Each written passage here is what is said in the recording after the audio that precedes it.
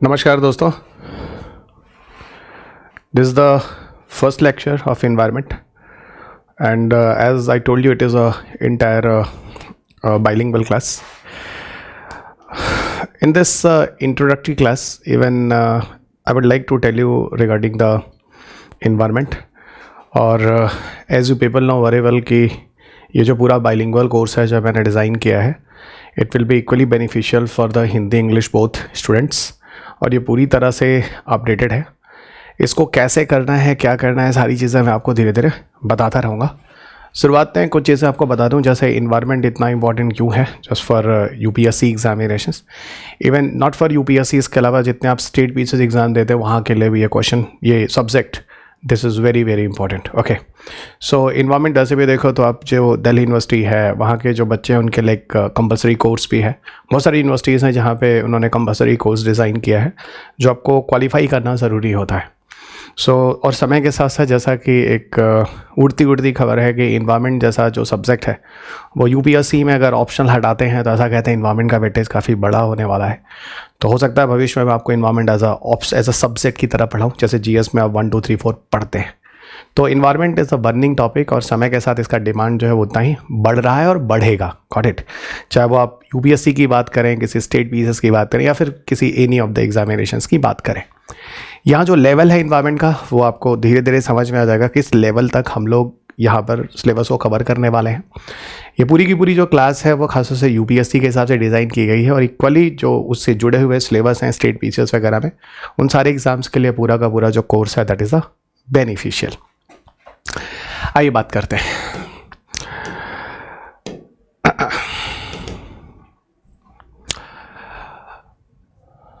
This is a Telegram channel जो मैंने आपको बार बार बोला है, यहाँ से आप जुड़े रहें regarding the updates of coming courses या कमिंग जो करेंट्स वगैरह की क्लासेस होती हैं, ठीक है, उसके सारे अपडेट्स के लिए आप टेलीग्राम चैनल पर रहें। फेसबुक पेज, इंस्टाग्राम और यहाँ तक कि यूट्यूब चैनल पर जहाँ सारी क्लासेस मेरी अपलोड होती हैं वो भी आपको स्क्रीन पर दे रखा है। और इसके अलावा कोर्सेज़ के लिए आपको पता ही है कि पूर्वांचल IAS एप्लीकेशंस पर जाकर आप सीधे कोर्सेज़ को ले लेंगे, ठीक है। So this is the exclusive programme जो हम यूपीएससी प्रीलिम्स और मेंस को यहाँ पे डिस्कशन करने वाले हैं और इन्वायरमेंट के पूरे सब्जेक्ट को देख कर चलेंगे। यहाँ पर आप देखो तो ये जो पूरा का पूरा कोर्स है वो प्रीलिम्स और मेंस दोनों के लिए डिज़ाइन, और साथ ही साथ अगर इंटरव्यूज़ वगैरह में भी कोई क्वेश्चन आते हैं तो आप इनसे धड़ल्ले से उसका आंसर दे सकते हैं, क्योंकि ये कोर्सेज जो है वो पूरी तरह से मैं इसको बेसिक से उठा रहा हूँ और पूरा उसको करंट के साथ अपडेट करता चलूँगा। लगभग 15 क्वेश्चन ऐसे होते हैं जो आपके पेपर में इन्वायरमेंट से आ जाते हैं और 15 question have a good weightage. आप अच्छी तरह समझ सकते हैं 15 क्वेश्चंस अगर टोटल आप सब जानते हैं, जैसा कि यूपीएससी में 100 क्वेश्चंस आते हैं तो लगभग 15 क्वेश्चंस आपके पेपर में इन्वायरमेंट के आते हैं और इन्वायरमेंट एक अच्छा खासा रोल प्ले करता है आपके सिलेक्शन के लिए। प्रीलिम्स की प्रिपरेशंस में जो मैंने आपको कोर्स को पूरा डिज़ाइन किया है, इसमें जनरली ये 2011 से 23 के क्वेश्चन पेपर हैं जिनको कवर किया गया है। क्यों 11 से 23 को कवर किया गया है, इसके पीछे सीधा रीज़न है कि ये नया पैटर्न है और मैं बार बार कहता हूँ कि आप में से कई ऐसे स्टूडेंट हैं जो पीछे के 30 साल के 35 साल के क्वेश्चन पेपर लगा रहे हैं, जो कि आपके लिए पूरा का पूरा वेस्टेज ऑफ टाइम है। ओके, वो पूरा का पूरा अपना समय बर्बाद कर रहे हैं। तो वहाँ मैं आप में से किसी को सजेशन नहीं दूंगा कि आप वहाँ जाकर और पीछे का 28 साल 30 साल के पेपर को लगाएं। इट इज़ माई सजेशन कि you people start from 2011 onwards question paper उठाओ और जो 23 तक के जो क्वेश्चन पेपर हैं सारे देख डालो। ये 13 साल के पेपर में ऐसा पेपर होगा जो आपको इनफ होगा इन सारी चीज़ों को समझने के लिए, ठीक है। और ये 13 साल के पेपर ही हैं जो हमारे पूरे के पूरे इस सिलेबस में पूरी तरह से फोकस्ड हैं और इन्हीं को लेके हम लोग यहाँ पर काम करने वाले हैं। चलेगा, एक चीज़ और बता दूँ इस सब्जेक्ट को शुरू होने के पहले कि यहाँ पर कुछ फैक्ट्स भी ही मिलेंगे जो आपके लिए इक्वली इंपॉर्टेंट है, लेकिन हम उनको कंसेप्ट के साथ जोड़कर देखेंगे, ठीक है। उनको हम कंसेप्ट के साथ जोड़कर देखेंगे। कैसी चीज़ों को जोड़ना है, कैसे करना है, वो बातें हम धीरे धीरे आगे आपको बताते हैं। ये देखो, ये एक एनालिसिस है जो पीछे के 13 साल का पेपर एनालिसिस है जो मैंने भी आपको बोला है। 13 साल इसलिए क्योंकि नया पैटर्न जो प्रीलिम्स का स्टार्ट हुआ है वो 2011 से स्टार्ट हुआ है। तो अगर आप 2011 से लेकर और 2023 तक ही एनालिसिस कर लें इन्वायरमेंट के बारे में तो आपके सब्जेक्ट में इन्वायरमेंट का कितना वेटेज है वो आप यहाँ देख सकते हैं, ठीक है। General issues of environmental ecology जो यहाँ आपको दिख रहा है तो इसका वेटेज आपको तकरीबन दिख जाता है। तकरीबन अगर लास्ट ईयर देखो तो आपके पेपर में लगभग 13 क्वेश्चन ऐसे हैं जो इन्वायरमेंट से आए हुए हैं और मैक्सिमम क्वेश्चन जो मैंने देखा है देयर इज 21। ओके और अगर देखो ऑन एन एवरेज तो 21-22 में लगभग 17 क्वेश्चन ऐसे हैं जो इन्वायरमेंट से हैं, और पूरे 100 क्वेश्चन में से अगर 100 क्वेश्चन में से तकरीबन 13 क्वेश्चन या 17 क्वेश्चन या 21 क्वेश्चन आपके पेपर इन्वायरमेंट से होते हैं, इसका मतलब environment play a very important role for examinations. इसीलिए मैं आपको कहता हूँ लगभग 15 क्वेश्चन हम मान के चलते हैं। अगर आपने इन्वायरमेंट ठीक से कर लिया तो आपके 15 क्वेश्चंस बन जाने चाहिए। ओके फिर भी अगर गिरी हालत में भी रहेंगे तो आप आराम से 10 क्वेश्चन इन्वायरमेंट के बना सकते हैं। वो कैसे बनाएंगे वो हम आपको धीरे धीरे बताएंगे। 10+ आसानी से आप क्वेश्चन कर सकते हैं।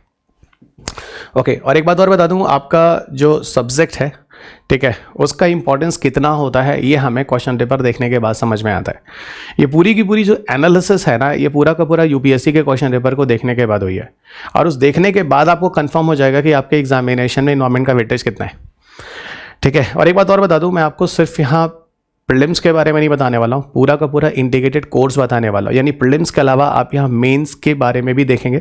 मेंस में जो क्वेश्चंस आए वो भी हम साथ साथ करेंगे। और प्लस मैंने फिर बोला है, इंटरव्यू के लिए कोई अलग से तैयारी नहीं होती है। जो कॉन्सेप्ट्स आपके यहाँ बनेंगे ना, उसी बेस पे आप डिस्कशन करेंगे किसी पॉजिटिव वे में, कहाँ अपने इंटरव्यूज़ में भी। यानी यहाँ पर मैं आपको पढ़ाने नहीं आया हूँ, यहाँ पर मैं आपको सिखाने आया हूँ। यानी पूरी सब्जेक्ट को आप सीखेंगे, जो कि आपकी पीटी मेंस इंटरव्यूज़ तीनों जगह काम करेंगे। Got it. सो ये एक एनालिसिस है जो कि प्रीलिम्स में आपको दिख रहा है। लगभग 15 क्वेश्चन ऐसे हैं जो आपके पेपर में। अगर हम जब भी सिलेबस की बात करें, या ये कह लो जब भी हम किसी प्रिपरेशन को स्टार्ट करते हैं तो हम उसको सिलेबस से स्टार्ट करते हैं। अगर हम सिलेबस पे जाते हैं तो आपको बता दूं, सिलेबस में आपके प्रीलिम्स एग्जामिनेशन में जो यूपीएससी ने लिखा है वो सिर्फ इतना ही लिखा है, general issues of environmental ecology. इसके अंदर उन्होंने कुछ नहीं लिखा है क्या पढ़ना है क्या नहीं पढ़ना है।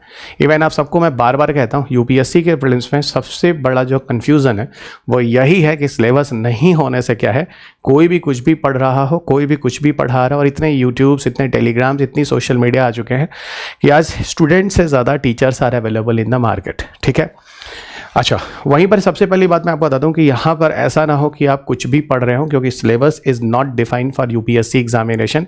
और यही इस यूपीएससी का सबसे बड़ा खतरा है। ठीक है, जो खतरा का कहने का मतलब है कि ऐसा तो नहीं कि आप रिलेवेंट और इरिलेवेंट में फंस गए हो। ये दो टर्म मैं बोल रहा हूँ, एक है रिलेवेंट, एक है इरिलेवेंट। देखो ये जो एग्जामिनेशन है ना, वो नॉलेज का नहीं है, ये एग्जामिनेशन है सही नॉलेज का।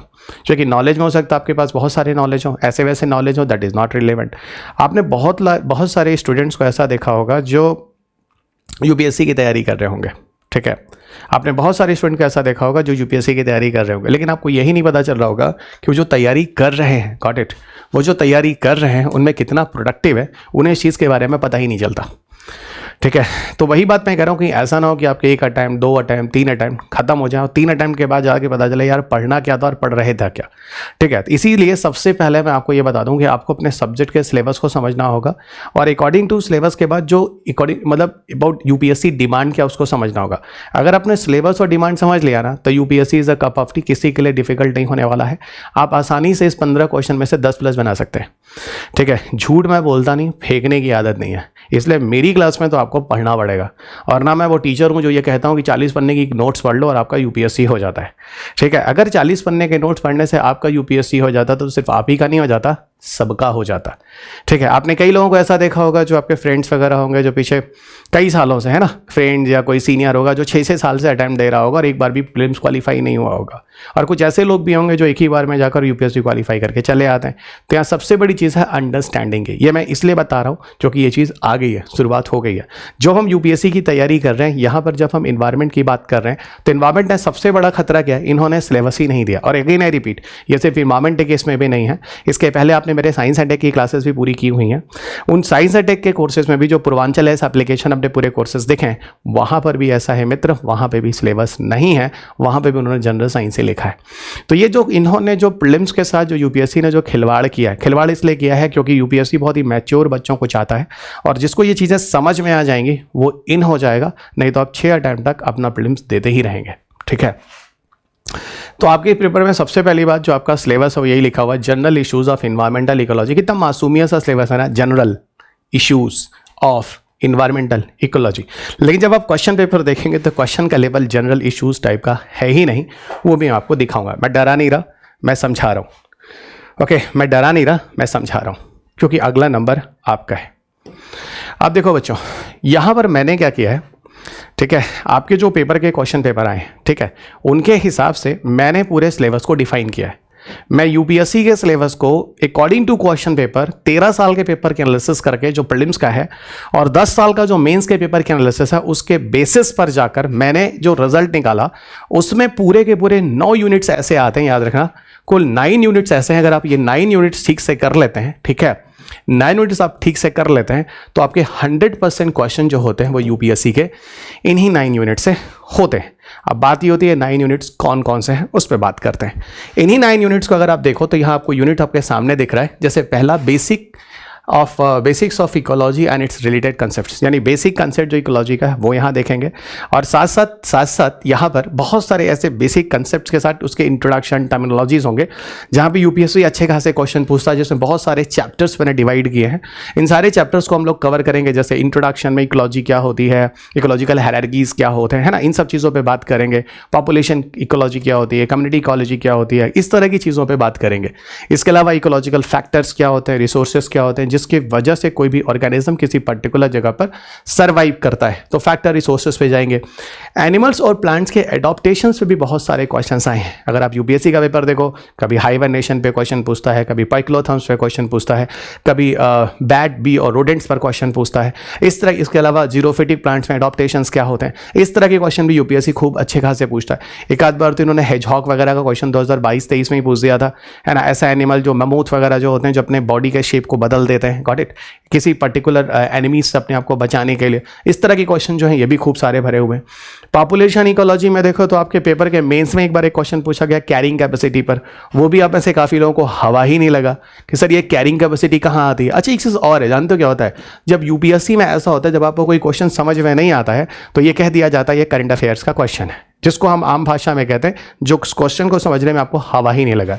तो कैरिंग कैपेसिटी वगैरह के बाद जब हम लोग पॉपुलेशन ग्रोथ कर्व पढ़ते हैं वहाँ पे बच्चा हम लोग dn/dt = rn k - n/k वगैरह की बात करते हैं, जहाँ पर कैरिंग कैपेसिटी को हम k से रिप्रेजेंट करते हैं। ये क्वेश्चन आपके यूपीएससी के मेंस में आ चुका है। घबराओ नहीं, ये सारे के सारे क्वेश्चन पेपर भी मैं आपको दिखाऊंगा, थोड़ा रुको। इसके अलावा कम्युनिटी इकोलॉजी में इकोटोन, एज इफेक्ट, सक्सेशंस, इन पर भी क्वेश्चन पूछे गए हैं। इकोसिस्टम में तो it is a very lengthy chapter, है ना, ये सबसे ज़्यादा टाइम टेकिंग प्रोसेस है, इसमें अच्छा खासा टाइम लगने वाला है। इकोसिस्टम का जो टॉपिक है इसमें जैसे आपको food chain, food web, productivity, even आपके पेपर में एक प्रोडक्टिविटी चार्ट पूछा गया। कई बार आप देखो 2 बार यूपीएससी ने ऐसे क्वेश्चन दिए हैं जहाँ पर उन्होंने 3-4 इकोसिस्टम के नाम लिख दिए, डाइवर्सिटी के नाम लिख दिए, फिर कहा भाई इनमें ना जो इंक्रीजिंग ऑर्डर ऑफ प्रोडक्टिविटी या डिक्रीजिंग ऑर्डर ऑफ प्रोडक्टिविटी है। अब यहाँ पे भी बच्चे काफ़ी कंफ्यूज कर जाते हैं कि सर जीपीपी के बेस पे जाएंगे या एनपीपी के बेस पे जाएंगे, वो भी मैं आपको बताऊंगा। क्रॉस मेमोरी प्रोडक्टिविटी या नेट मेमोरी प्रोडक्टिविटी, वो क्वेश्चन भी आपको बताऊंगा। काफी विद्यार्थी मुझसे ये पूछते हैं सर वो क्वेश्चन आता कहां से है। अब मान लो ऐसे तो दुनिया में बहुत सारी डाइवर्सिटीज है, बहुत सारे इकोसिस्टम है, हम कहीं से क्वेश्चंस ले सकते हैं, तो इसका आंसर यही है, कहीं से क्वेश्चन नहीं बनता है। प्रॉब्लम यह है कि आपको रिसोर्सेज पता नहीं। अगर आप वेटाकर की डाइवर्सिटी लिस्ट पे चले जाइए जो उनका प्रोडक्टिविटी लिस्ट है, अगर आप वेटाकर पर चले जाइए, वेटाकर है ना, वेटाकर की अगर आप प्रोडक्टिविटी लिस्ट पे चले जाइए तो क्वेश्चन इसी प्रोडक्टिविटी लिस्ट से आता है। घबराओ नहीं, यह मैं आपको बताऊंगा, है ना, प्रोडक्टिविटी लिस्ट से जो क्वेश्चन आता है मैं आपको बताऊंगा। और इसी प्रोडक्टिविटी लिस्ट पे यूपीएससी ने 2 बार क्वेश्चन पूछा है, एक बार नहीं 2 बार क्वेश्चन पूछा है। और अगर 2 बार क्वेश्चन पूछता है तो भाई यानी टॉपिक आपको पढ़ना है। देखो गलती एक बार होती है, बार बार नहीं। अगर वो 2 बार 3 बार क्वेश्चन किसी टॉपिक से देता है तो ये याद रखो ये उसकी आदत है, ये उसकी मिस्टेक नहीं है। Got it.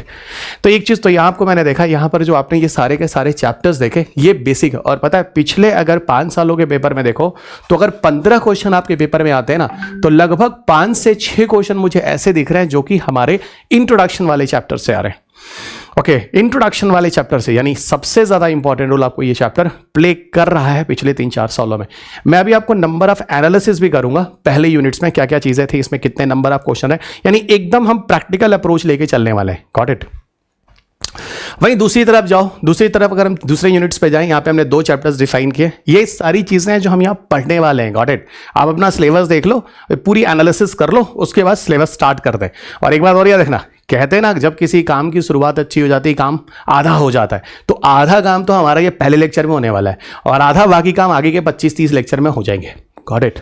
और याद रखना 15 क्वेश्चंस का है ये इंपॉर्टेंस, यानी हर क्वेश्चन 2 नंबर का होता है, यानी लगभग 30 मार्क्स आउट ऑफ 200 में से 30 मार्क्स हैं। मैं बार बार कहता हूं, अगर आप साइंस एंड टेक है ना, और इसके अलावा इन्वायरमेंट अगर आप ठीक से कर लेते हैं, दोनों मिलाकर आपके पेपर में 30 से 35 क्वेश्चन हो जाते हैं आउट ऑफ 100 में से। और प्रॉब्लम क्या है, इस सब्जेक्ट के लोगों ने करंट अफेयर्स बोलकर इसका मारा है, गंद मचा रखा है। Got it. और इसके लिए और एक बात बताओ, 30 से 35 क्वेश्चन के लिए आप लास्ट में कोई 100 पेज की, 150 पेज की, या 50 पेज की, 80 पेज की कोई करंट अफेयर्स की किसी कोचिंग इंडस्ट्री की मैगजीन आती है, हर कोचिंग अपने करंट अफेयर्स के नोट्स देते हैं, आप उसी को कर लेते हैं और उसके बाद चले जाते हैं। आप सबसे बड़ा ब्लंडर करते हैं। रीजन क्या है?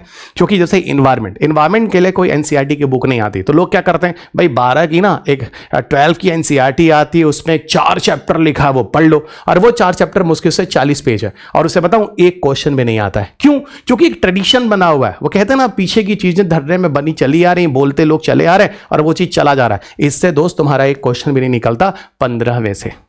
लेकिन ना पेड़ चाल है ना, यूट्यूब है, सोशल मीडिया है, जो चीजें आ गई अब वो चीजें बाहर की तरह चली जा रही है ना।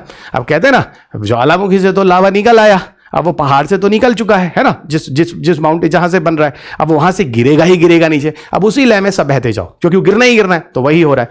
वही 4 चैप्टर के बेस पे लोग इन्वायरमेंट की तैयारी कर रहे हैं। इंटरेस्टिंग।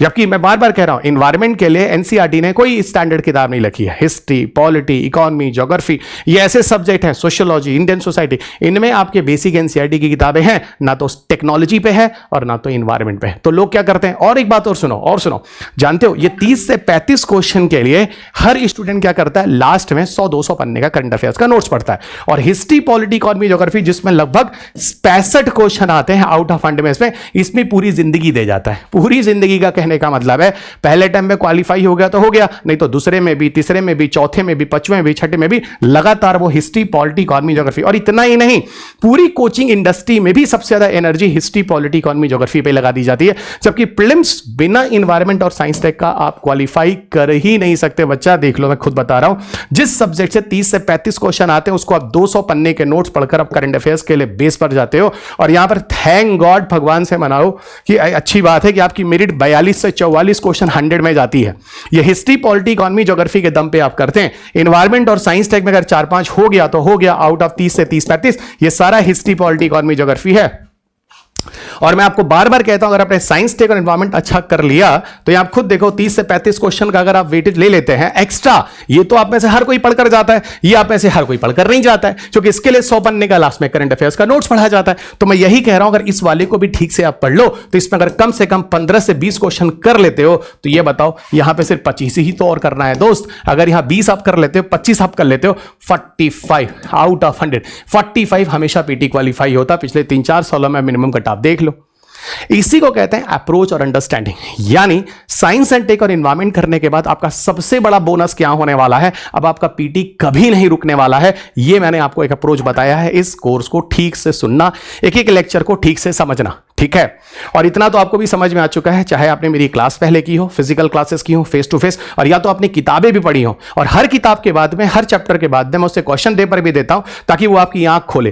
क्योंकि रीजन क्या है, लोग रियल क्वेश्चन पेपर छोड़ के मार्केट के सारे क्वेश्चन पेपर लगाते हैं। और मैं बार बार कहता हूं, मार्केट में जो क्वेश्चन पेपर किसी टेस्ट सीरीज का बनाया जाता है, वो एक डर होता है जो आपको जनरेट किया जाता है, ठीक है ना। अगर कोई ये बता दे कि यूपीएससी आसानी से निकाला जा सकता है, कुछ ही लिमिटेड किताबें हैं, तो भाई इंस्टीट्यूट्स के ड्रामा कैसे बंद होगा, है ना, कैसे कर पाएंगे वो लोग। ये एक तरह से पूरा का पूरा एक डर का मार्केट है, जो पूरा का पूरा डरा कर आपको रखा गया है। जबकि यूपीएससी बहुत ही आसान है। कुछ गिनी चुनी किताबें हैं, कुछ गिने चुने टॉपिक्स हैं, कुछ गिने चुने प्रैक्टिसेस हैं, उन्हीं को करना है और आप यूपीएससी निकाल सकते हैं। और सबसे अच्छी चीज आपको बता दूं कि साइंस और एनवायरमेंट जहां पर आप जीरो रहते हैं, जो आपको 100 पेज के करंट अफेयर्स के नोट्स, लास्ट में मैं भी कोचिंग्स के करंट अफेयर्स आते हैं, आप सब जानते हैं, बहुत सारे टेलीग्राम्स पे शेयर होते हैं। और कई ऐसे भी आते होंगे, ये 2 घंटे में, आपने कई ऐसे लेक्चर्स देखे होंगे, 15 घंटे में लक्ष्मीकांत खत्म, पीपीटी बन जाती। ये जमाना नहीं है। UPSC as a what, UPSC have a need of concepts. जब तक आपको कांसेप्ट की अंडरस्टैंडिंग नहीं होगी, आप यूपीएससी छू नहीं पाएंगे। यहां पर प्रीलिम्स के क्वेश्चंस के लिए रटने की जरूरत नहीं है। अगर आपके पास कांसेप्ट है ना, तो कांसेप्ट के दम पर आप पीटी के क्वेश्चन खुद आइडेंटिफाई कर लेंगे। यही चीजें हैं जो मैंने आपको साइंस एंड टेक में पहले सिखाई हैं, और यही चीजें हैं जो मैं आपको यहां एनवायरनमेंट में समझाने वाला हूं। और सुनो, ठीक से सुनना एक एक लाइन को जो मैं बोल रहा हूं, ठीक है। अब देखो, अब जैसे यूनिट 2 पर जाते हैं, यूनिट 2 में हम लोग क्या बात करने वाले हैं, क्लाइमेट चेंज। क्लाइमेट चेंज के साथ यहाँ पर क्लाइमेटिक पैरामीटर्स भी हैं। अब क्लाइमेट चेंज में बहुत सारी चीजें हैं, ग्लोबल वार्मिंग है, ग्लोबल डीमिंग है, ग्लोबल कूलिंग है, एसिड रेन है, इस तरह की चीजें आ जाएंगी। आर्टिफिशियल रेन से किस तरह की दिक्कतें होती हैं, ये लॉट ऑफ टॉपिक्स। अब जैसे क्लाइमेटिक पैरामीटर्स पे जाओ, बहुत सारे टर्म्स हैं, कार्बन सिक्वेस्ट्रेशन आ जाओ, कार्बन फुटप्रिंटिंग आ जाओ, है ना, ये कार्बन स्पेस पे आ जाओ, है ना, कार्बन ऑफसेटिंग पे आ जाओ, इस कार्बन टैक्स पे आ जाओ। ये इस तरह की चीजें जो क्लाइमेटिक पैरामीटर्स में, यानी क्लाइमेट को आइडेंटिफाई करने के लिए जो हमारे पेपर में क्वेश्चन पूछे जाते हैं। ठीक है, कभी जियोलॉजिकल सिक्वेस्ट्रेशन पे क्वेश्चन पूछा जा रहा है, कभी टेरेस्ट्रियल सिक्वेस्ट्रेशन पे पूछा जा रहा है, इसी को हम लोग कार्बन सिंक भी कह रहे हैं। इस तरह के क्वेश्चन आपके पेपर में ये सारे के सारे यूनिट 2 के इन चैप्टर्स में कवर किए गए हैं। फाइन, अगला देखो, अगला जो चैप्टर है that is the unit number 3। Unit number 3 में सिर्फ एक ही चैप्टर है जो आपको पढ़ना है, जिसका नाम है environmental movement organisation, international cooperation and laws in the world. करीब करीब 50 के आसपास आपको यहां पर इंटरनेशनल कॉन्फ्रेंस सबमिट्स करके मैंने दिया हुआ ट्रीटीज वगैरह के साथ, और इसमें बहुत सारे आपको बताऊं एनजीओ वगैरह भी पढ़ने होते हैं, है ना, बहुत सारे आपको एनजीओ वगैरह भी पढ़ने होते हैं, और इन्हीं सब के साथ आप लोग को यहां पे पूरी की पूरी तैयारी करनी है। गॉट इट, पहली चीज मैंने बताई। अब जरा समझो यहां पे ठीक है, अब यहां पर जो environmental movement organisation international cooperation, जैसे आप लोगों ने बहुत सुना होगा Kyoto protocol, Montreal protocol, Cartagena protocol, Nagoya protocol, ये जो इस तरह की बातें आप करते हैं ना, जैसे टैरिफ क्या है ना, इस तरह की जो चीजें हैं ना, जैसे जोहान्सबर्ग कन्वेंशन क्या है, ये सारे के सारे क्वेश्चंस आपको इसी टॉपिक में मिलते हैं। ठीक है, और ये बताऊं, ये पूरे इन्वायरमेंट का सबसे टफेस्ट चैप्टर माना जाता है। मैं आपको पहले बता देता हूं, आपको बोला था इसमें लगभग 50 के आस। अभी जैसे एक दिन मैंने एक क्वेश्चन पूछा, चाहिए बताओ, आप लोग हॉटस्पॉट की बात बार बार करते हैं, ऐसी बातचीत में, जैसे साइंस एंड टेक में भी कई बार हॉटस्पॉट वगैरह आ जाता है कई जगह। जैसे मैंने बोला, एक बार मैं पढ़ा रहा था कि ये बताओ कि वो जैतापुर न्यूक्लियर पावर प्लांट को लेकर जो इशू हुआ था, ठीक है, तो जैतापुर जो है वो तुम्हारा किधर पड़ता है, क्या नाम है, ये वेस्टर्न कोस्ट की तरफ, जैतापुर या महाराष्ट्र वाला। तो मैंने पूछा, ये बताओ जैतापुर को लेकर प्रोटेस्ट क्यों हुआ, तो काफी बच्चे जानते थे, उन्होंने बोला सर वो वेस्टर्न घाट का एरिया है, और वेस्टर्न घाट का एरिया जो हमारा इंडिया का हॉटस्पॉट है। तो मैंने कहा ये बताओ हॉटस्पॉट कौन डिसाइड करता है, किस बेसिस पे, ये जबकि हॉटस्पॉट का क्वेश्चन पेपर देखो, यूपीएससी ने बोला इन 6 ऑप्शन दिए। आप सारे पेपर जब लगाऊंगा आप देखोगे, उन्होंने कहा भाई ये बताओ इन 6 ऑप्शन में से कौन सा ऐसा पैरामीटर है जिसके बेसिस पर किसी एरिया को हम हॉटस्पॉट डिसाइड करते हैं, इनमें से कौन से 3 पैरामीटर सही हैं। ठीक है ना, अभी मान लो वही हॉटस्पॉट पूछ दे कि ये बताओ हॉटस्पॉट के लिए हॉटस्पॉट को डिसाइड कौन करता है कि ये पर्टिकुलर एरिया जो होगा हॉटस्पॉट होगा, बच्चे साइलेंट।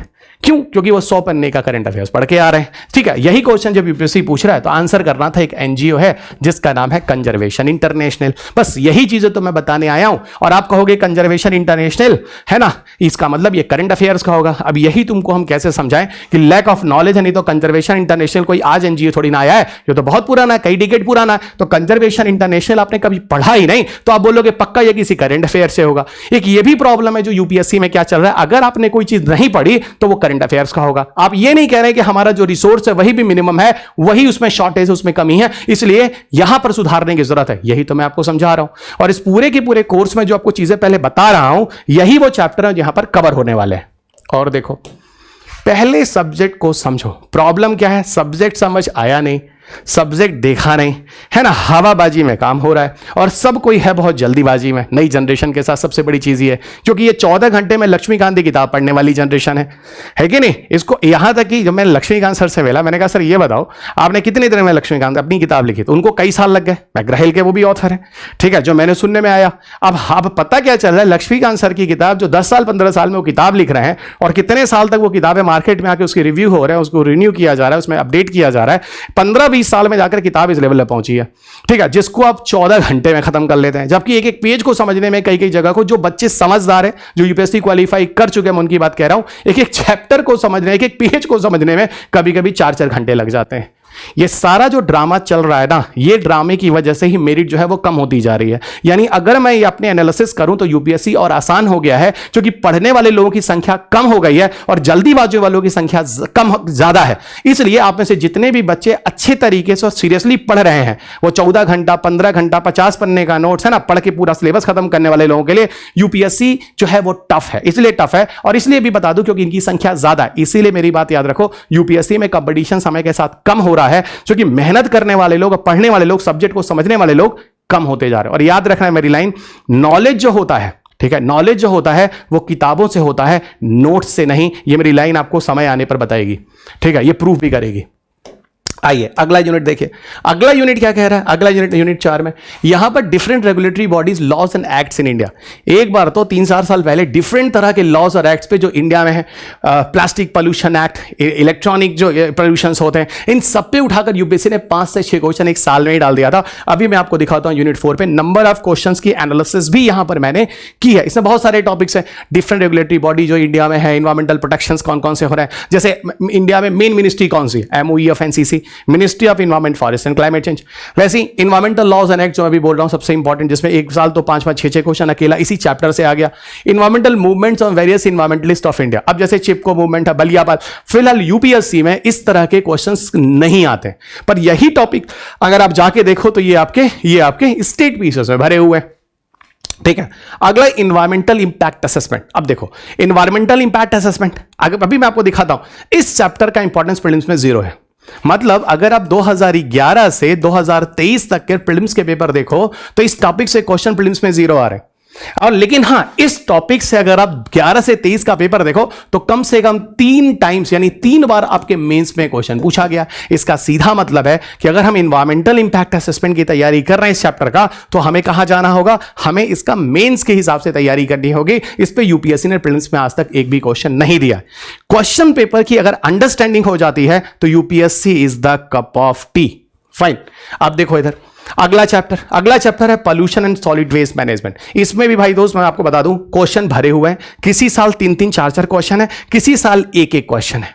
हाँ, लेकिन एक आध क्वेश्चन आते जरूर है इस टॉपिक से। अच्छा, पोल्यूशन भी कोई एयर पोल्यूशन, वाटर पोल्यूशन पे नहीं आता है, वो जमाना गया। वो पोल्यूशन आता है भैया, थर्मल पोल्यूशन बताओ, भैया स्टील पोल्यूशन बताओ, भैया बेंजीन पोल्यूशन बताओ, है ना। इस तरह के क्वेश्चन यूपीएससी में दिए जाते हैं। आप क्या है, आप आज भी वाटर पोल्यूशन, एयर पोल्यूशन उसी में मरे जा रहे हैं। क्वेश्चन का जो तरीका है पूछने का कहां जा चुका है पिछले 10-12 सालों में, लेकिन आप उसी ट्रेडिशनल चीजों पर बहे जा रहे हैं, ठीक है। अच्छा, ये पोल्यूशन सॉलिड, इस पे यहां तक कि सॉलिड वेस्ट मैनेजमेंट में 3-4 साल पहले मेंस का भी क्वेश्चन आया था कि भाई सॉलिड वेस्ट मैनेजमेंट के कौन कौन से तरीके होते हैं, इंसिनरेशन, पल्वराइजेशन, पायरोलिसिस, ठीक है। इस तरह के सारे टॉपिक्स हैं जो आपको यहां कवर करना होगा। अगला जाओ, देखो ये वाला जो चैप्टर है ना, जिसको हम बायोम्स, नेचुरल वेजिटेशन, फोरेस्टिक रीजन कहते हैं, एक्चुअल में ये पोर्शन जो होता है ये कवर होता है ज्योग्राफी में, है ना। ये पूरा कवर होता है। इसके लिए आपको क्लाइमेट जानना होगा, सॉइल जानना होगा, उसके बेसिस पर जाके ये पूरा का पूरा चैप्टर जो होता है वो कवर होता है। Got it. अब सुनो, इसमें देख लो क्या क्या आता है। बायोम्स आता है, बायोग्राफिकल जोन्स आता है, नेचुरल वेजिटेशन आता है, फोरेस्टिक रीजन ऑफ इंडिया आता है। ये मैं आपको सिलेबस समझा रहा हूं, समझ लो पहले, ठीक है। वो प्रीलिम्स का सिलेबस जो यूपीएससी ने कितनी मासूमियत के साथ लिखा हुआ है, जनरल अवेयरनेस ऑफ, है ना, इन्वायरमेंट साइंस वगैरह, उसी का देखो मैं बृहद सिलेबस आपको दिखा रहा हूं, डिटेल सिलेबस। अगला देखो बच्चों, इधर आओ, है ना, इधर आओ दोस्त। अगला से यूनिट देखो, यूनिट 8 में क्या है, biodiversity conservation species recovery program in India. इसमें भी एक बहुत बड़ा खेला क्या होता है, स्टूडेंट्स एग्जाम देकर आते हैं, आने के बाद कहते हैं सर इस बार एक ऐसी स्पीसीज का नाम आ गया जो हमारे सर के ऊपर चला गया। सर हमने किसी भी कोचिंग इंस्टीट्यूशन का करंट अफेयर्स का नोट्स नहीं छोड़ा, हमने सारे पढ़े थे, लेकिन सर उससे स्पीसीज ही नहीं मिला। प्रॉब्लम क्या है, आप गवर्नमेंट की IDWG स्कीम तो पढ़े ही नहीं है ना, जहां से यूपीएससी ने क्वेश्चन बनाया। पहले इसमें कुल 21 स्पीसीज के नाम, तब इन्होंने 2 और बढ़ा के कुल 23 के आसपास कर दिए। अगर यहां देखो तो आपके पेपर है पूरे 13 साल में बार बार इन्हीं सबसे क्वेश्चन रिपीट होता है। तो प्रॉब्लम क्या है, आपके रिसोर्सेज की प्रॉब्लम है। देखो फिर मैं कह रहा हूं, पढ़ने के लिए रिसोर्सेज कम नहीं है, लेकिन वही बात हो गई कि वो उसमें क्या रिलेवेंट है और क्या इरिलेवेंट है। अगर ये चीजें आपको समझ में आने लगे कि स्पीसीज रिकवरी प्रोग्राम जो भारत का है, जो IDWH है, यहां से क्वेश्चंस आते हैं, तो आई डोंट थिंक सो आप में से किसी को यहां पर कोई दिक्कत होगी, ठीक है। रिसोर्सेज और अंडरस्टैंडिंग, अभी जैसे देखो प्रोडक्टिविटी चार्ट पे क्वेश्चन आ रहा है, एक बार नहीं 2-2 बार आ रहा है, स्टूडेंट्स को पता ही नहीं चल रहा, हवा ही नहीं लग रहा, फिर ये किसी करंट अफेयर्स होगा। अरे भाई, अगर किसी ने आपको बताया होता हम वेटेकर की लिस्ट पढ़ लें। प्रॉब्लम क्या है, गिनी चुनी 2-4 किताबें हैं एनवायरमेंट में, उनमें वो चीजें दी नहीं है, तो उनमें अगर चीजें नहीं दी गई हैं तो पक्का करंट अफेयर्स होगा। दिक्कत यही है। अब इधर आ जाओ, अब इसमें क्या क्या पढ़ना है, बायोडाइवर्सिटी और conservation, wildlife conservation initiatives, IUCN threatened species category, species recovery program in India, और एक है ना ये टॉपिक, हाँ इनसे क्वेश्चंस होते हैं। इनसे वही क्वेश्चन जो सबसे टफेस्ट लोग बोलते हैं भैया सर पता नहीं किस स्पीसीज से क्वेश्चंस आ गए, सर के ऊपर चले गए। अगला देखो, एक यूनिट और है जिसको हम 9th यूनिट और लास्ट यूनिट कहते हैं, इसमें मिसलेनियस टॉपिक्स वगैरह की बात होती है, जैसे पर्माकल्चर, जिनोबायोटिक्स, ये सब भी कहीं किसी किताब में दिया नहीं, इन्वायरमेंट की जितनी भी किताबें हैं, लेकिन अभी यही किताब जाके उठा के देखो जो मैंने लिखी है, पर्माकल्चर वगैरह लिखा हुआ। और एक मिनट, पर्माकल्चर कोई करंट अफेयर्स का क्वेश्चन नहीं है मित्र, जो 2022-23 के आसपास पूछा जा रहा है। पर्माकल्चर जब प्रतिभा पाटिल प्रेसिडेंट थी, उन्होंने टाइम में भी 2012 के आसपास पर्माकल्चर मेंस में आया था। तो सर इसका मतलब 10 साल के बाद वो पर्माकल्चर का क्वेश्चन करंट अफेयर्स, 10 साल के बाद करंट अफेयर्स होता है? नहीं। प्रॉब्लम क्या है, आपने कभी पेपर देखा नहीं। प्रॉब्लम क्या है, आपने जो यूट्यूब पर क्लासेस लिखी सुनी है उसमें किसी ने ऐसा डिस्कशन किया नहीं कि 2022 में जो पर्माकल्चर किसी जमाने में मेंस का क्वेश्चन होता था, 10 साल के बाद वही पर्माकल्चर प्रीलिम्स में क्वेश्चन पूछा जा रहा है। यहां हवा ही नहीं लगा और आदमी कह रहा है 10 साल के बाद ये करंट अफेयर्स का क्वेश्चन है। प्रॉब्लम क्या है, अब मैंने समझा दिया है कि आप करंट अफेयर्स क्यों बोल रहे हैं, क्योंकि आपको स्टैटिक कुछ पता ही नहीं है। अगर आपको स्टैटिक पता होता तो खुदे कहते सर 12 का मेंस का पेपर, प्रतिभा पाटिल की एक स्पीच आई थी उस जमाने में, ठीक है ना, उन्हीं का क्वेश्चन उठा के इन्होंने 22 में फिर रिपीट मारा है और इसको हम कह रहे हैं क्या, करंट अफेयर्स। ये 50 पेज का नोट्स पढ़ने वाले लोगों के लिए थोड़ी ना ये सब पर्माकल्चर का क्वेश्चन है। और सुनो, एक बार पढ़ो, ढंग से पढ़ो, ताकि एक बार में निकल जाए, क्योंकि आपके अगल बगल दोनों तरह के लोग हैं। 6 बार में पीटी नहीं निकालने वाले भी हैं और एक बार में सेलेक्ट होकर निकल जाने वाले भी हैं। चॉइस आपका है। ये है पूरा डिटेल एनालिसिस जिस पे मैं आपके साथ बहस कर रहा था। अब मैं आता हूं कंक्लूजन्स पे। मैंने इतनी बहस क्यों की, अब आपको यहां समझ में आएगा। देखो, मैंने यहां पूरे के पूरे सिलेबस को कितने यूनिट्स में बांटा, अब आपको समझ में आ गया, अच्छी तरह समझ में आ गया। और आपको यह भी समझ में आ चुका कि किस किस यूनिट में क्या क्या चीजें आती हैं, उसका भी मैंने बेसिक छोटा छोटा डिस्कशन कर रखा है। अब जरा सुनो दोस्त, इधर देखो, है ना, इधर देखो बच्चा, इधर देखो, है ना। पहला यूनिट्स ये देखो, दूसरा, तीसरा, चौथा, पांचवा, छठवां, सातवां, आठवां, नौवां, वही जो मैंने अभी आपको दिखाया है। और इधर मैंने क्या किया, 2011 से उठाओ और 2023 तक के पेपर के एनालिसिस कर डालो। और यहां पर देखो, नीचे देखो क्या लिखा हुआ है। नीचे लिखा हुआ भाई इस पूरे के पूरे, है ना, 2011 में कुल नंबर ऑफ क्वेश्चंस कितने हैं सारे चैप्टर से मिला के, यहां 16 है और यहां लास्ट में कितना है, 13 है। ये मैंने अभी आपको दिखा दिया था। अब आप यहां पे अगर एनालिसिस करो तो क्या दिखता है सर, एकदम दिख रहा है 2023 में भी जो पेपर हुआ है 6, 4, 10, 11, 2, 13, 13 क्वेश्चन यूपीएससी ने यहां से पूछा। और यह भी दिख रहा है किस किस चैप्टर से कितने क्वेश्चन आए हैं। देखो, ये होती है डिटेल एनालिसिस। मैंने इसी चैप्टर के अंदर ये सारे क्वेश्चंस दिए हैं। यानी अगर हम एक आइडिया लगा लें और ये देखें, किसी भी तरीके से आप परम्यूटेशन कॉम्बिनेशन निकालना चाहो, पूरी मैथमेटिक्स तरीके से, और मैं आपको इसी तरीके से नॉर्मल पढ़ाता हूं, एकदम साइंटिफिक अप्रोच से। समझो अभी यहां पे क्या कह रहा है, यहां पे कह रहा है कि अगर हम पहली यूनिट्स की बात करें, basics of ecology related issues में, इसमें देखो कितने क्वेश्चन आते हैं, 2, 3, 5, 7, 12, 3, 15, 2, 17, 18, 19, 6, 25 और 6, 31 और 33। अब बताओ, पहले यूनिट से 13 साल में 33 क्वेश्चंस आते हैं। इसका मतलब ऑन एवरेज 2.5 क्वेश्चन इस चैप्टर से आता है। यही है बच्चा अंडरस्टैंडिंग, कि अगर हम इस चैप्टर को ठीक से कर लें। अब इस चैप्टर के अंदर क्या पढ़ना है वो मैंने पीछे बता दिया, जो 6 चैप्टर्स वो ठीक से पढ़ लो। और किया क्या है मैंने आपको बताऊं, जब ये 6 चैप्टर यूनिट 1 के खत्म हो जाते हैं, उसके बाद में मैंने 23 के, 22 के, 21 के, 20 में देखो ये भी क्वेश्चन नहीं आया। ऐसे क्वेश्चन सारे दे रखे हैं कि भैया इसको पढ़ने के बाद, मेरी क्लास सुनने के बाद ये सारे क्वेश्चन लगा लो। और आपको इसमें कुछ क्वेश्चन ऐसे मिलेंगे मित्र जो रिपीट और रिपीट भी हुए हैं, लेकिन स्टैटिक पढ़ना पड़ेगा ना। अच्छा, पहली चीज।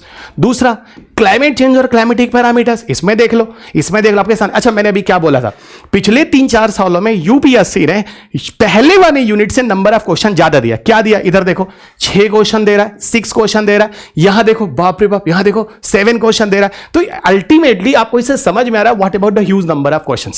ठीक है, पहला। उसी तरह देखो, इसी तरह 2nd unit, 3rd unit, 4th unit, 5 unit, 6, 7, 8, 9 unit, 9 आपका मिसलेनियस। और मैंने लास्ट में एक अलग से लिस्ट बनाई हुई है किताब में जिसका नाम है लिस्ट। इसमें आपको नेशनल पार्क की पूरी लिस्ट एक जगह है, बायोस्फीयर रिजर्व्स की एक जगह है, सेंचुरीज की एक जगह है, जो नए रामसार साइट्स आते हैं भारत में, जो अपने रामसार वाले हैं ना, वो सारे के सारे इसमें दिए हुए हैं। बायोस्फीयर रिजर्व्स, जो मैन एंड बायोस्फीयर प्रोग्राम के अंदर जो बायोस्फीयर रिजर्व्स है, सारी की सारी लिस्ट एक जगह दे दी है ताकि आपको परेशान ना होना हो। और इसमें जो नए अपडेट्स होते हैं ना, वो आपको हर एडिशन की नई किताबों में जो अगली एडिशन आती है उसे मैं अपडेट कर देता हूं। लास्ट मोमेंट ऑफ टाइम जब भी यूपीएससी का प्रीलिम्स का एग्जाम आ रहा होता है उसमें मैं अपडेट करके जब नया वाला करंट अफेयर्स लाके आपको देता हूं, 2-4 8-10 घंटे की क्लास बनाता हूं, इन सारे कोर्स के अलावा जो उसको पढ़ना जरूरी होता है आपका वो भी अपडेट हो जाता है। अगर कहीं 2-4 छूट जाते हैं, क्योंकि इन्वायरमेंट इस तरीके से, इनमें रामसार साइट नए इंट्रोड्यूस हो गए, नेशनल पार्क कुछ अलग आ गए, समझ में आ रहा है, तो उस तरह के वर्ल्ड हेरिटेज साइट्स कुछ इंडिया के और बढ़ गए, तो वो लिस्ट आपको लास्ट मोमेंट ऑफ टाइम में फिर मैं अपडेट दे देता हूं। इस तरीके से हर बार एडिशन ऑफ किताब में अपडेट हो जाता है। और अगर आपके पास कोई किताब है तो उसको अगर और अपडेट करना है तो आप लास्ट मोमेंट ऑफ टाइम जो करंट अफेयर्स मेरे साथ अपडेट करते हैं उसमें मैं आपको लिस्ट भी अपडेट दे देता हूं।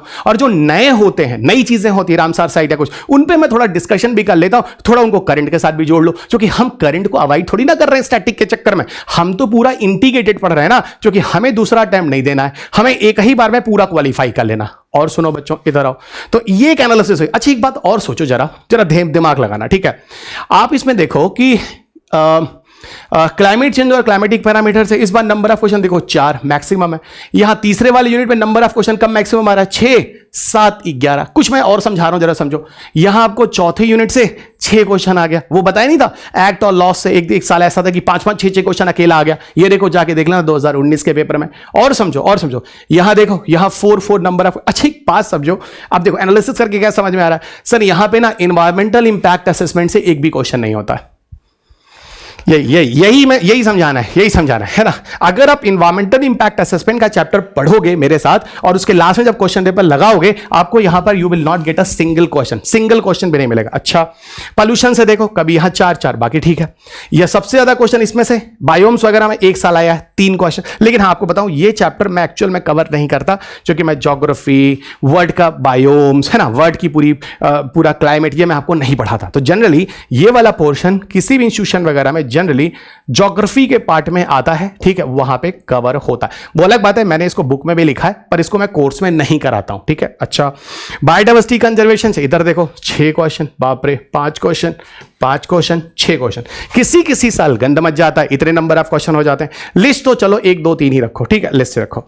मिसलेनियस देखो, मिसलेनियस से वही परमाकल्चर वगैरह। अब जैसे BS6 इंजन के बारे में बात करेंगे, है ना, ग्रेडेड इमरजेंसी रिस्पांस टीम, है ना, GRP को लेके जो बार BS6 के ये क्या बोलते हैं, BS4 की डीजल गाड़ियां, BS3 की पेट्रोल गाड़ियां बंद हो जाती हैं, तो क्यों नहीं GRP पे क्वेश्चन पूछ सकता? बिल्कुल पूछ सकता है। और ये कोई करंट अफेयर्स नहीं है, पिछले साल भी हुआ था, उसके पिछले साल भी हुआ था। GRP के रिपोर्ट आते हैं और सरकार जो होती है बंद करती है, ठीक है। आपने कभी GRP नहीं पढ़ा, करंट अफेयर्स कर लिया, तो हम क्या करें, क्योंकि आपको कभी स्टैटिक समझ में ही नहीं आया, ठीक है। इधर आओ, अब देखो, अब आप मुझे एक बात बताओ, अब मैं ये पूछूं, ये बताओ कौन सा चैप्टर ऐसा है जहां से सबसे ज्यादा नंबर ऑफ क्वेश्चन होते हैं। देखो अब ये सब एनालिसिस पहले समझना बहुत जरूरी है। कौन सा चैप्टर ऐसा है जहां नंबर ऑफ क्वेश्चन ज्यादा होते हैं? अब आप कहोगे सर इस साल तो यहां पर आ गए नंबर ऑफ क्वेश्चन, यहां पे 7 और 6, और यहां पर सर भी एक साल आ गया 4 सबसे ज्यादा नंबर ऑफ क्वेश्चन, यहां पे सर एक साल तो 11 क्वेश्चन आ गए, बाप रे बाप, यानी इतने क्वेश्चन आ गए। अच्छा किसी साल के मतलब आपको क्या दिख रहा है, कभी कोई चैप्टर डोमिनेंट है, कभी कोई सब चैप्टर डोमिनेंट है, कभी कोई चैप्टर डोमिनेंट है, तो इसका मतलब क्या? हनुमान जी। इसका मतलब क्या? हनुमान जी। ये मैं हमेशा क्लास में कहता हूं, देखो हनुमान जी को नहीं पता था कि संजीवनी बूटी कहां है, तो हनुमान जी लक्ष्मण की जिंदगी बचाने के लिए क्या किए, पूरा पहाड़ उठा के ले आए। आपके साथ ही बच्चा संजीवनी बूटी है तो यहीं पे कहीं।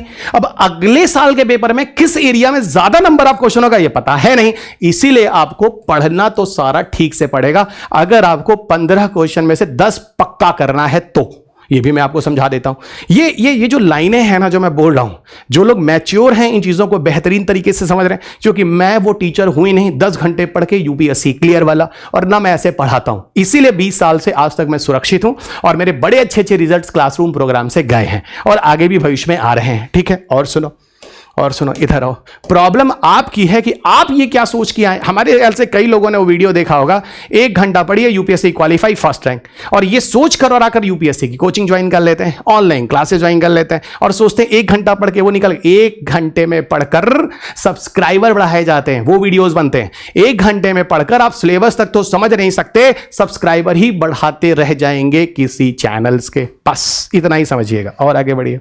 1 घंटे में साइंस टेक क्लियर, 14 घंटे में लक्ष्मीकांत क्लियर। कुछ लोग तो मेरी किताबें भी आपको मिल जाएंगी साइंस टेक की पढ़ाते हुए, 16 घंटे में रवि सर खत्म, मतलब रवि सर भी 16 घंटे में खत्म। चलिए आइए, ठीक है, हम तो आज तक 16 घंटे में तो खुद नहीं पढ़ पाए पूरा, आप 16 घंटे में पढ़ रहे हैं, बहुत बढ़िया। आइए अब देखो UPSC ने मेंस का सिलेबस भाई थोड़ा दिया है, थैंक गॉड यूपीएससी ने थोड़ा एहसान हमारे बच्चों के ऊपर किया। So sweet. क्या किया? मेंस के एग्जामिनेशन में यूपीएससी ने सिलेबस दिया भाई, conservation, environmental pollutions and डिग्रेडेशंस and environmental impact assessment. यानी यूपीएससी ने मेंस के पेपर में आपके साथ बहुत अच्छा काम किया है, ठीक है ना। आपके लिए इतना यूपीएससी सोचता है जो आपके सामने है। सो थैंक्स टू यूपीएससी, भगवान करे ये ऐसे ही फले फूले और फले फूले, ठीक है। पीटी में क्या किया है वो भी आप देख रहे हैं। मतलब मेंस में जिन्होंने सिलेबस दिया है, कमाल का सिलेबस दिया है। अब आपको हम समझाते हैं। क्या आपको पता है सारी की सारी चीज समझने के लिए क्या आपका आंख खोलेगा? सिलेबस तो उस हिसाब से दिया है कि फिर तो आपको पढ़ने की जरूरत ही नहीं है। 4 पन्ने का कंजर्वेशन का नोट्स बना लो, 10-20 पन्ने का एनवायरमेंटल पोल्यूशन का नोट्स बना लो, डिग्रेडेशन थोड़ा ही बना लो, तो फिलहाल तो 30 पन्ने में तो मेंस की तैयारी हो ही जाती है। अच्छा, अब हम आपको दिखाते हैं क्वेश्चन पेपर। अब समझो बच्चों, इधर आओ। मेंस का सिलेबस देख लिया, बहुत बढ़िया। पीटी का क्वेश्चन पेपर मैं इस डिस्कशन में नहीं कर रहा, लेक्चर बहुत लेंदी हो जाएगा, 13 साल के लेक्चर्स हैं। लेकिन हाँ, हर यूनिट से खत्म होने के बाद हर यूनिट्स के क्वेश्चन पेपर लेकर आऊंगा। यूनिट्स का मतलब ये होता है, आपको दिखाऊं, जैसे यूनिट 1 के मैंने 6 चैप्टर कवर करा दिया, ठीक है। उसके बाद ये 11 से लेकर 23 तक के सारे क्वेश्चन पेपर मैं डिस्कशन, और सुनो, इन डिस्कशन वाले क्वेश्चन को वैसे भी मैं यूट्यूब पे फ्री अपलोड कर दूंगा। फ्री इसलिए अपलोड कर दूंगा, बिना पेमेंट वाले, ताकि जो बच्चे इस सब्जेक्ट को समझ नहीं पा रहे हैं, है ना, ये पेड वालों के लिए तो है ही है, बाकी फ्री वालों के लिए भी है, ठीक है, ताकि उनकी आंख खुलती रहे। जैसे साइंस एंड टेक में भी मैंने कई ऐसे क्वेश्चन पेपर को फ्री ओपन कर रखा है इसी यूट्यूब के प्लेटफॉर्म पर, जहां पर आप ये वीडियो देख रहे होंगे, ठीक है। आइए आप देखो, इधर आओ। मेंस का सिलेबस देख लिया, बहुत बढ़िया। अब जरा बच्चा, हम तुम लोगों को जरा मेंस का कुछ क्वेश्चन पेपर दिखाते हैं, ठीक है। आ जाओ। प्रैक्टिकल एनालिसिस पेपर देखने के बाद ही समझ में आती है, नहीं तो आप हवा में चलते रहिए, हवा ही है। आई। अब देखिए, सबसे पहले मैं आपको रिसेंट मेंस का पेपर लाया हूं 2023। क्या है भाई, क्या है प्रभु 2023 में? ये देखो, 4 क्वेश्चन मुझे साक्षात दिखते हैं यूपीएससी एनवायरमेंट में। और एक चीज और सुनना, जीएस पेपर 3 में एनवायरमेंट आता है, मुझे नहीं लगता किसी को कोई डाउट है। अगर आप मुझे सुन रहे हैं तो सारी चीजें जानते हैं, क्योंकि हवा में आप लोग पढ़ने वाले हैं नहीं, सीरियस बच्चे। जीएस पेपर 3 में एनवायरमेंट आता है, और जीएस पेपर 3 में बच्चा जो एनवायरमेंट आता है, आप सबको पता है, पूरा ग्रैंड टोटल मार्क्स कितना है? 250 का जीएस पेपर 3 होता है। अब जरा काउंट करो, पहला क्वेश्चन 10 मार्क्स का, दूसरा 15 मार्क्स का, तीसरा 15 मार्क्स का, चौथा 15, यानी इसका मतलब 55 मार्क्स 2023 में एनवायरमेंट ही आया है। एक क्वेश्चन ऐसा है जिसको आप एनर्जी के साथ इंटरडिसिप्लिनरी कर सकते हैं, तो चलो इसको मैं 7.5 ले लेता हूं, यानी लगभग मैंने कहा चलो 47.5 मार्क्स के आसपास क्वेश्चन जो आपके आया है, सिर्फ और सिर्फ एनवायरमेंट के मेंस में आए हैं। वाह भाई वाह, क्या वेटेज है। अभी क्वेश्चन पेपर सुनो जरा, ठीक है, बिल्कुल लगाने की जरूरत नहीं है, ये सारी चीजें आप क्लास सुनने के बाद लगाते रहेंगे। पहले आप सब्जेक्ट को समझो। Got it? What is the oil pollution? बहुत बढ़िया। What are its impact on the marine ecosystem? अच्छा, in what way is oil pollution partially harmful for a country like India? पहला क्वेश्चन, ठीक है। दूसरा क्वेश्चन, द एडॉप्टेशन, इसका मतलब ये क्वेश्चन आपको कहां से मिला? पॉल्यूशन से। The adaptation of electric vehicles is rapidly growing world wide. हाँ भाई, हर जगह हाइब्रिड, हर जगह ईवी, सरकार भी कह रही है। फेम स्कीम दिल्ली सरकार उधर लेकर आई है, दिल्ली गवर्नमेंट, फेम 1 फेम 2 करके। अच्छा, how do electric vehicles contribute to reducing the carbon emission and what are the key benefit that offer compare to traditional combustion engine vehicles? यानी ट्रेडिशनल जो कंबशन व्हीकल है, जो हीट इंजन हम लोग use कर रहे हैं, उसके कंपेरिजन में ईवी व्हीकल कैसे अच्छा होगा। अब ये क्वेश्चन आपको क्या दिख रहा है सर? ये क्वेश्चन साफ साफ दिख रहा है कि यह एनर्जी और एनवायरमेंट दोनों से जुड़ा हुआ चैप्टर है। आपको पता है बंधु, दुनिया में आज भी इन्वायरमेंट पोल्यूशन का सबसे बड़ा अगर कोई एंथ्रोपोजेनिक कॉजेज है जहां पर ह्यूमन रिस्पॉन्सिबल है, वो है क्या? Power industry. वो है क्या? Power industry. याद रखना। तो सर आप ये कह रहे हैं कि सबसे ज़्यादा जो कोयला वेला वाले से जो इलेक्ट्रिसिटी बन रही है, इसकी वजह से दुनिया में किसी ह्यूमन की वजह से सबसे ज़्यादा पोल्यूशन हो रहा है? 100%।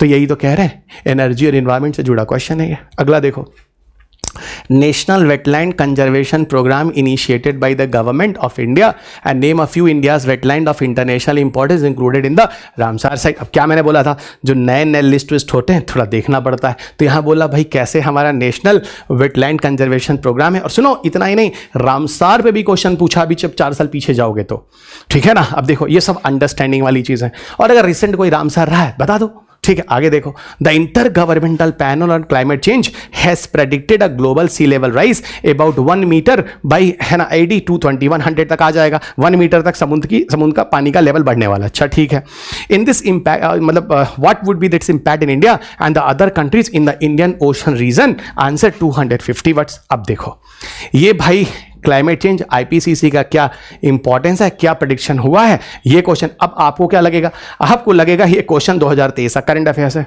अजीब हालत है, आपको लगेगा पहला क्वेश्चन जो है करंट अफेयर्स। करंट अफेयर्स में ये भले बोल सकते हैं कोई नया रामसार साइट है जो इंक्लूड हुआ है, नेशनल वेटलैंड कंजर्वेशन अथॉरिटी कोई करंट अफेयर्स नहीं है, आपने कभी पढ़ा नहीं है, स्टैटिक। तीसरा क्या कह रहा है, इलेक्ट्रॉनिक व्हीकल, और ये तो जनरल क्वेश्चन है, कंबस्शन व्हीकल से कैसा अच्छा है, कोई करंट अफेयर्स से कोई ना, जनरल क्वेश्चन है। चौथा ऑयल पोल्यूशन, हो सकता है भाई 2000 इसी साल 2023 में कोई बहुत बड़ा ऑयल पोल्यूशन हो गया हो, ये भी स्टैटिक है। आज 2010 में जाकर दुनिया का सबसे बड़ा ऑयल स्पिल हुआ था, जिसको हम लोग कहते हैं क्या, गल्फ वाला, वो कौन सा था वो याद नहीं आ रहा, दिमाग से उतर रहा है। यूपीएससी ने उस पर एक बार डिजास्टर का क्वेश्चन भी पूछा हुआ है, अरे वो कौन सा कहते हैं, ओशन रीच वाला एरिया था, दिमाग से उतर रहा है। 2010 के मेंस में वो क्वेश्चन पूछा भी गया था उस जमाने में। ठीक है, ये कोई करंट अफेयर्स नहीं है, जनरल क्वेश्चन है। जिन्होंने सब्जेक्ट ठीक से पढ़ा है वो लोग निकाल सकते हैं। इसीलिए मैं बता रहा हूं कि ठीक से आपको सब्जेक्ट की अंडरस्टैंडिंग करनी होगी, पूरा सब्जेक्ट ठीक से पढ़ना होगा, नहीं तो आप सोचो 50 नंबर छोड़ के आ रहे हो। अब देखो 22 का भी क्वेश्चन देखो, 22 में एक क्वेश्चन है जो करंट अफेयर्स है, मुझे दिख रहा है, जो मोदी जी का विजिट था ग्लासगो कन्वेंशन में 2020-21 में, वो दिखाता हूं। पहला कह रहा है each year a large amount of plant material cellulose is deposited on the surface of the planet Earth. ठीक है भाई, सेलुलोज क्या होता है, सेलुलोज कार्बोहाइड्रेट जो प्लांट फोटोसिंथेसिस करके अपनी पत्ती उत्तियों के अंदर बनाते हैं, वो सेलुलोज के फॉर्म में उनका बनता है, यानी पौधे की पत्तियां सेलुलोज बनने से ग्रो करती हैं, क्योंकि पौधों के अंदर सेल वॉल होता है और सेल वॉल सेलुलोज का बना होता है, एक कंपाउंड होता है। ठीक है, अब कह रहा है इनमें से नेचुरल प्रोसेस कौन सा है जिससे cellulose undergoes before yielding carbon dioxide, water and other and product. इनमें से सेलुलोज जब एंड प्रोडक्ट में टूटता है तो वाटर और ये सब चीजें बनती कहां से आती। अब इसके लिए आपको क्या पता होना चाहिए, यूनिट नंबर 1 की इकोलॉजी। जब मैं आपको इकोलॉजी पढ़ाता हूं उसमें पढ़ाता हूं इकोसिस्टम। क्या पढ़ाता हूं, इकोसिस्टम।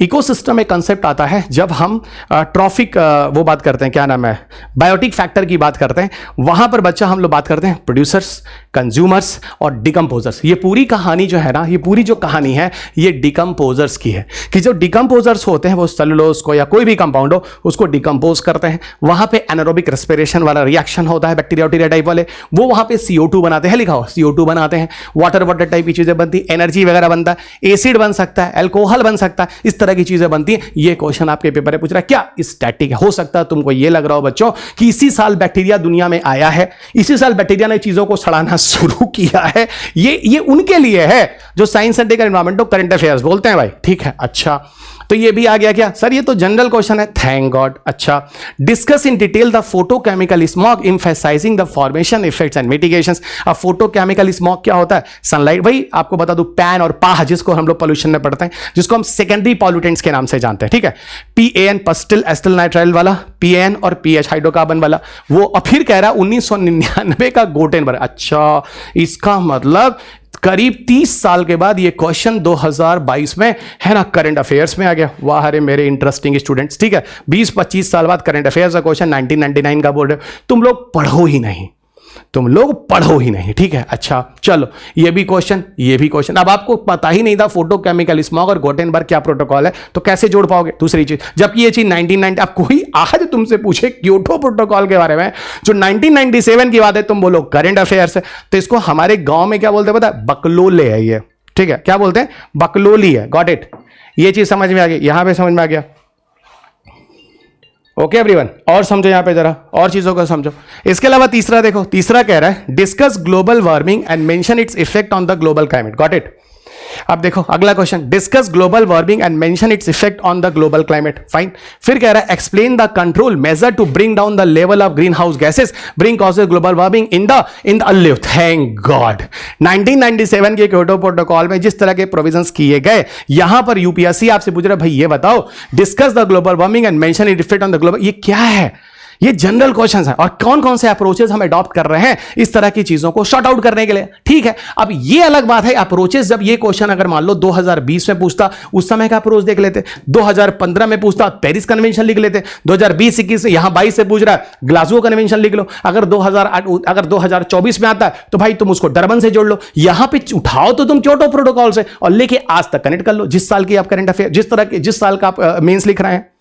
Got it. और देखो सब के सब क्वेश्चन अंडर। अच्छा यहां देखो 10 नंबर 20 और ये 15 यानी 35 मार्क्स मेंस में, उसके पहले 55 मार्क्स। चल क्या रहा है इन्वायरमेंट से भाई, चल क्या रहा है इन्वायरमेंट से, देखो ना क्या चल रहा है। 21 का क्वेश्चन देखो क्या कह रहा है 21 में देखो 3 क्वेश्चन, मार्क्स जरा जोड़ो तो, मार्क्स जरा जोड़ो, एक क्या 150 वर्ड्स एक मिला, 150 वर्ड्स एक मिला, 250 वर्ड्स आपका 15 मार्क्स होता है, 150 वर्ड्स आपका 10 मार्क्स होता है, ये 10 मार्क्स होता है, तो सर यहां भी 35 मार्क्स आ गए। चल क्या रहा है 35 to 40 यानी 35 2 साल दिख रहा है, यानी हम इस सब्जेक्ट को मान के चले कि हमारे पास 30 मार्क्स से 40 मार्क्स का क्वेश्चन आने वाला है, यानी इन्वायरमेंट का वेटेज 30 मार्क्स से 45 मार्क्स है। Got it.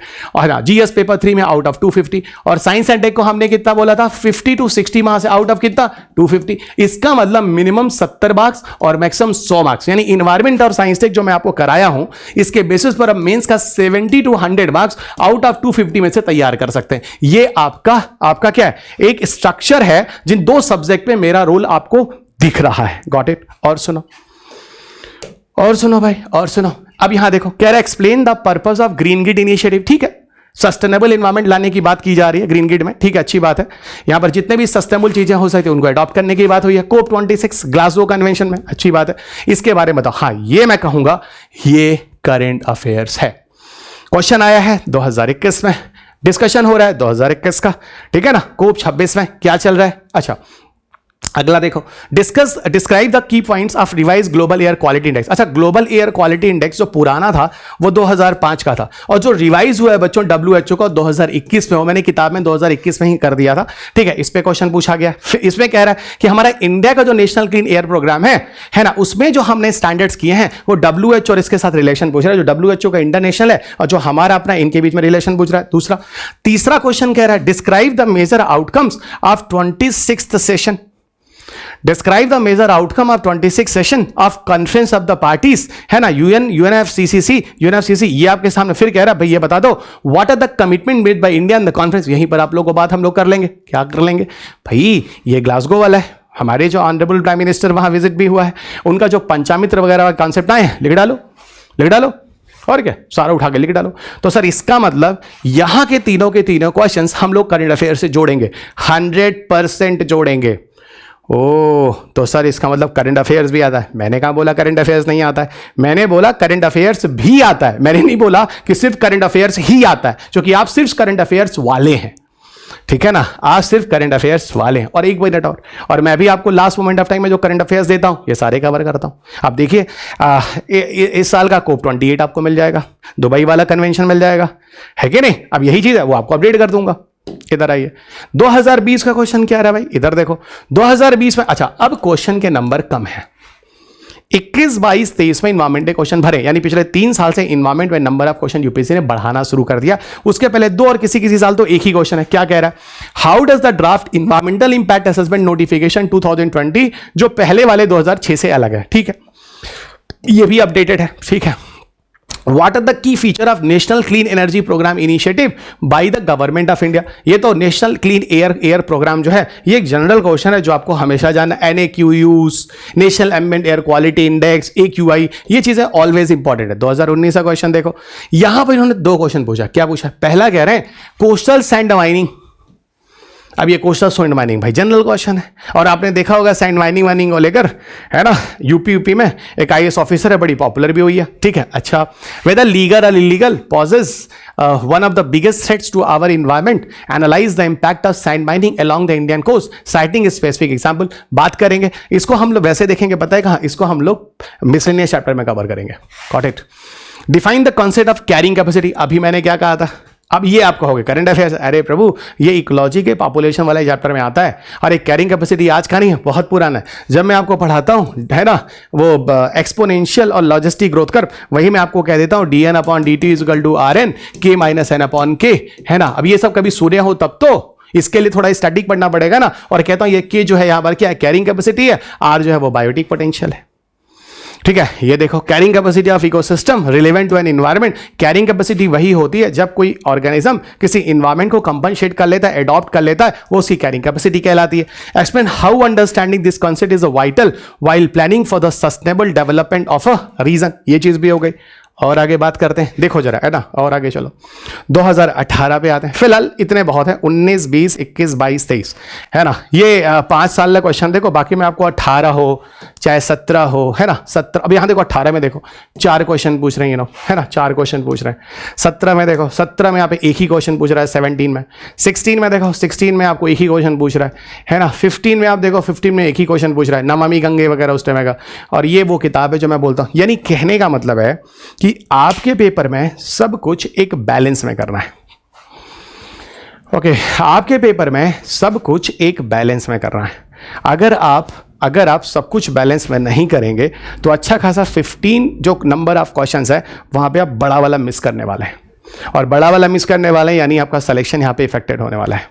देखो ये वो बुक है जो मैं आपको बार बार बोला, ये तो पढ़नी पड़ेगी। और एक बात और बता दूं, जो लोग भी कोर्स ज्वाइन कर रहे हैं या ले रहे हैं, ठीक है, पूर्वांचल ऐसा ऐप पर PDF नहीं दूंगा, ठीक है। इसलिए जो लोग PPT की गुंजाइश रखने वाले हैं या 40 पन्ने और 50 पन्ने के नोट्स पढ़ने वाले हैं, उनसे यही गुजारिश है कि आप कोर्स ना लें, ठीक है। आपको बाद में बुरा लगे, इसलिए मैं ईमानदार होकर पहली बारी बता दे रहा हूँ, क्योंकि ये वीडियोस आपके यूट्यूब पे ओपनली अपलोड है और पूर्वांचल है इसके एप्लीकेशन पे भी, ठीक है। इसलिए आप में से सबको कह रहा हूँ आप ना लें, रिक्वेस्ट है ना लें, ठीक है। आप ऐसा नहीं है कि मैं बहुत अच्छा टीचर हूँ या मेरे से ही IAS बनता है या मैं ही पेपर बनाता, ऐसा कुछ है नहीं।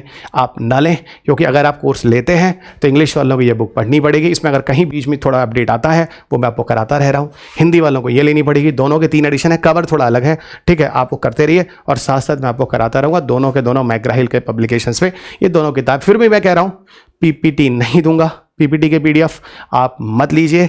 अगर आप सच में पढ़ना चाहते हैं, ठीक से मेरे सिलेबस के साथ किताब खत्म करना चाहते हैं, तब ले लीजिए, तब कोर्स लीजिए, तो कोर्स मत लीजिए, बिल्कुल मत लीजिए, मैं रिक्वेस्ट कर रहा हूँ, ठीक है। ये बाकी चीज़ें टेलीग्राम वगैरह पे है, और कोई क्वेरी वगैरह है तो वो मैं, ठीक है, वो आप ऑफिशियल नंबर पे पूछ लीजिएगा। Official number 9911 809 808। किसी भी तरह का कुछ डाउट्स है तो यहाँ पूछ देना, ठीक है। ये 2 नंबर हैं, इसमें से किसी को कोई डाउट है 6393641090, अब इनमें से अपने डाउट पूछ लीजिएगा। किसी भी तरह की क्वेरी हो व्हाट्सएप वगैरह करके ये देख लीजिएगा। This is the entire portion जो अब हम लोग श्री गणेश कर रहे हैं, ठीक है। और मैंने ये पहला लेक्चर जो बनाया है ये आपको समझा दिया है, ठीक है। इसी तरीके से हम लोग पूरे सिलेबस को ख़त्म करने वाले हैं। और रही बात, तो अगर आपकी डाउट्स होते हैं तो डाउट्स के लिए मैं आपके साथ पर्सनली किसी जूम की क्लास से बैठ जाऊँगा, और आप पे कोई डाउट्स होते हैं, है ना। पर ये नहीं कि मैं हर क्लास में बैठूंगा, जहाँ जहाँ जेन्युइन डाउट होगा ग्रुप पे आप जुड़े रहेंगे, वो आप जुड़ते जाएंगे, बनते जाएंगे, और वहाँ पर आपके साथ डाउट्स डिस्कशन हो जाएंगे। तो this is overall about the syllabus जो मैंने आपको समझा दिया, जो हम कवर करने वाले हैं। और ये भी बता दिया कि यहाँ हम पूरा विषय सीखने वाले हैं, 40 पन्ने का कोई कहानियाँ होने वाली है नहीं, और इसको बढ़िया से करेंगे। जितने भी लोग 25-25 के लिए भी जा रहे हैं, सारे के सारे लोग इन कोर्स को बढ़िया से सुनिए, किताब को खूब रिवीजन कीजिए। मेरे जो अपडेट्स आते हैं हर साल last moment of time examination में करते रहिए, और जितनी बार रिवीजन हो उतनी बार। और एक नंबर पर एक ही बंदा सुन सकता है, उस नंबर को दूसरे पे एक्टिव करेंगे तो नहीं होगा, फोटो खींचिएगा नहीं, ब्लॉक हो जाएगा। ये सब चीज़ें ध्यान रखिएगा, क्योंकि पायरेसी का बड़ा पंगा होता है, इसलिए बहुत सारे रेस्ट्रिक्शंस हैं। अपना नंबर आप ही यूज़ कर सकते हैं, उस नंबर को किसी और को देके, जैसे अमेजॉन होता है आप दे के लेते हैं, एक्सेस कर लेते हैं, यहाँ नहीं है, फिर आपको एक्सेस दिक्कत हो जाएगी। और यहाँ पे एक बात और बता दूँ, लैपटॉप पे डेस्कटॉप पे नहीं है, सिर्फ टैबलेट्स पे और मोबाइल फ़ोन पे। ये सब चीज़ें पहले बता दे रहा हूँ, आगे आप गालियाँ आते हैं उल्टा सीधा बोले, क्योंकि ऑनलाइन प्लेटफॉर्म में जितनी ट्रांसपेरेंसी हम रखेंगे उतना अच्छा है। मैं आपको ना धोखा देने आया हूँ, नहीं करने। अगर मैं होता तो 20 साल से आपको पढ़ा नहीं रहा होता, ठीक है। 20 साल हो गए इस प्रोफेशन में यहाँ रहते, ठीक है। और ये तीसरी edition, it is a totally updated environment जो आपको लेनी है, पढ़नी है। इतनी तैयारी अगर सोच लीजिए करना है, इतना करना है, तब आप चलिए कोर्स पढ़िए, नहीं तो जय जय राम। मेरी ब्लेसेस फिर भी आपके साथ हैं, क्योंकि अध्यापक मैं हूँ, मैं हमेशा आपके लिए दुआएं करता हूँ, ठीक है। बाकी अगले लेक्चर में हम लोग पढ़ेंगे, अगले लेक्चर में हम लोग कोर्स को आगे बढ़ाएंगे। अब हम पहले चैप्टर में एंटर कर चुके हैं, यानी अभी तक हमने ये देख लिया कि तैयारी कैसे करनी है, ठीक है ना, किस तरीके से हम लोग लेके चलने वाले हैं। यूपीएससी के सिलेबस में प्रीलिम्स में क्या है, मेंस में क्या है, कुछ नहीं है, ये भी आपको समझ में आ गया। सिर्फ और सिर्फ गुमराह हो जाएंगे आप, और ये भी समझ में आ गया कि 14 घंटे में या 50 पन्ने के नोट से ये टॉपिक हम आपको नहीं कराएंगे। हाँ, आपको हो सकता है कुछ लोग फ्री में दे दें यूट्यूब में, 20 घंटे में इन्वायरमेंट खत्म, आप वहाँ चले जाइए, वो ज़्यादा बेहतर होगा। ना पैसे बर्बाद कीजिए, पैसे ज़्यादा इंपॉर्टेंट है, समय बर्बाद मत कीजिए, ठीक है। चलो बच्चों, फिर अगले लेक्चर में आपके साथ फिर मुलाकात होगी, तब तक अपना ख्याल रखें, स्वस्थ रहें, खुश रहें, मस्त रहें, मुस्कुराते रहें। जय हिंद।